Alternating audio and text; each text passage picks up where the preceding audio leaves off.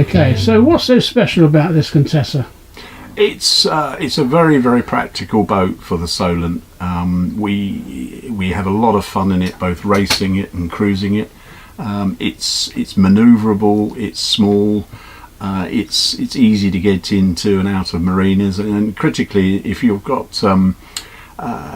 crew who are less experienced, it's not too daunting when you come into a marina, which bigger boats with higher freeboards can be. But and probably above everything, it's strong, it's stable, it's easily sailed with two people, and we have a lot of fun with it, both cruising it and racing it. But there's a lot of boats around the same size. So what is it about the Contessa that you like? It looks beautiful. Yeah, it's stunning. It's a stunning looking boat, and even now, this year is the 50th anniversary of the Contessa 32. And even now in marinas, people will come up to you and say, "Oh, what a lovely looking boat!" And it is. It's just a classic boat with lovely lines, and it's just very easy on the eye. It's a 1976 boat, so it was a relatively early one. There are still quite a lot of them around. You do see them quite often. I'm also a member of the class association and a member of the committee. And it's still got a very active committee and quite an active racing set of boats on the Solent. And what's she like to race? It's exhilarating. The racing that we do, the Contessa Inshore series, is incredibly competitive. We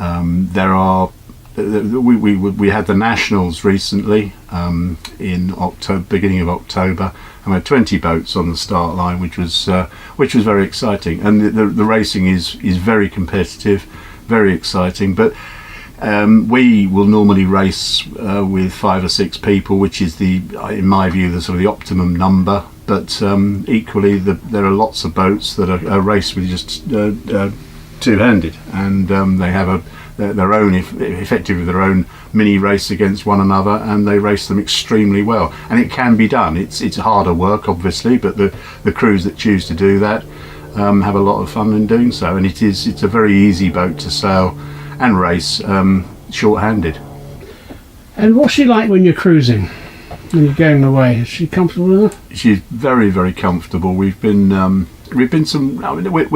go huge distances, but Peter, the other owner, and I went down as far as Dartmouth this year, and obviously that is offshore, and the boat, you don't really have any concerns about the boat in terms of seaworthiness. It's very reliable, it's very comfortable, it's very safe. You can get quite wet, but it's very reliable. We would normally cruise with 2 or 3 people for an extended period, but we often go away with 3 or 4 or sometimes 5 people just for a weekend. But in truth, it'd be a bit small, be a bit cramped for that number of people for more than a night or two. But so normally for cruising it's 2 or 3 people, but again it's easy to fit into marinas and moorings, and is very, very comfortable for long distances.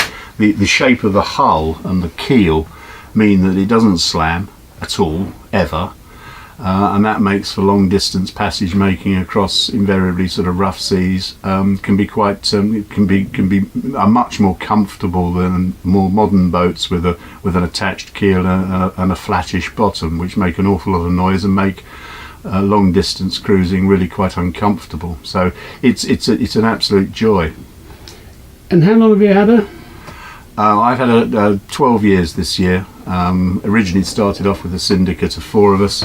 We're now down to just 2 of us, which is just fine. The family come out on it occasionally, but not as often as I'd like. But there we are.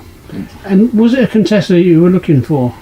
Yes, it was, because I started racing. I started sailing when I was a child, and my parents had a Wayfarer, but then I didn't really do anything else with boats until about 15 or 18 years ago, when my then boss and mentor at work had a Contessa 32 called Zenith, which is a beautiful boat, and we raced it for several years. I was his crew.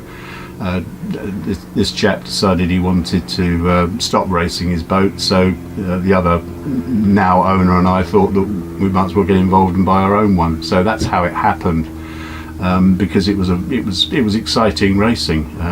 We really enjoyed it, and so we didn't want to stop just because the original owner decided he wanted to do other things with his boat. So that's what drove us into doing it. And by that time we knew quite a lot about the boats, and we got involved at that point.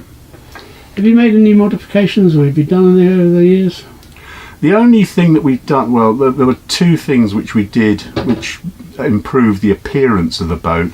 One of which is when we first got the boat, it had the very effective but extremely unattractive treadmaster on the decks. That was a real challenge to get that off. But we did that many years ago, and the looks of it improved immeasurably. And the other thing was the